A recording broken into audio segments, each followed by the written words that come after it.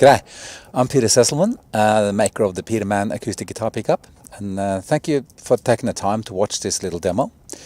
We're continuously improving our product over time, and this latest version that you just saw in the demo was recorded in July 2018. So this is the latest model as it stands at the moment. We always try, and there's been a little improvement to the pickup.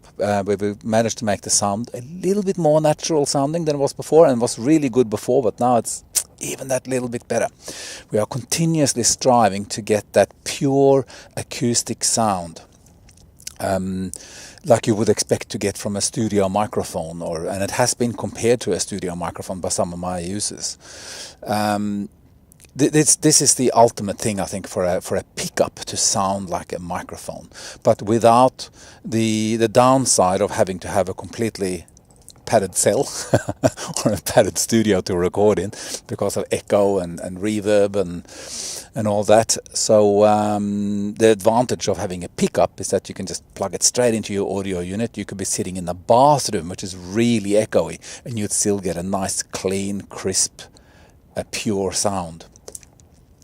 So as you saw, I did two demos there. One was with a steel string Martin 000, and the other was with my my old trusty Yamaha nylon string classical style guitar. I'm not a classical guitarist, but I try. So I'm going to show you a little bit about the pickup. So it has a little leather strap that fits onto your end pin. Now, if your guitar doesn't have an end pin like the classical one, it comes with a little suction cup that you can use instead. Now, you'll notice on this, and I did this on the Martin as well, that the pickups are mounted. I put the treble pickup, which is the timber one, on the actual bridge itself, and I put the bass pickup in front of the bridge. Now, this is just my personal preference. That's not necessarily the best place for you to place the pickup. It's just I have found on this particular guitar and on the Martin 000, which are smaller bodied guitars, there's a nice bass tone right there in front of the saddle. However, on some dreadnoughts and Western style guitars, the bigger bass sound is actually at the back of the saddle. But then again, as I said, every single guitar is different. So it's up to you to try different positions to find what's going to work best on your instrument and for the sound that you're after.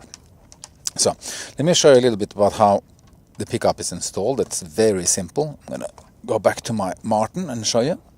So firstly, what I do is it comes with some tack, similar to a blue tack, the stuff that you would have put to your posters on the wall when you were a kid, or posters on the wall of your kid's room, whichever way it works out. So it's available in every stationery store. It's really good. It stays tacky for long. You can refresh it by just pulling it a bit like that, and you can easily get more in any stationery shop, as I said.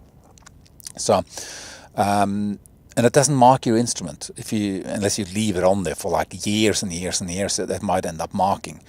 But if you replace it and move it around a little bit, I'd say once a week or once a month, I reckon you'll be fine. I certainly haven't noticed any marking on my guitars.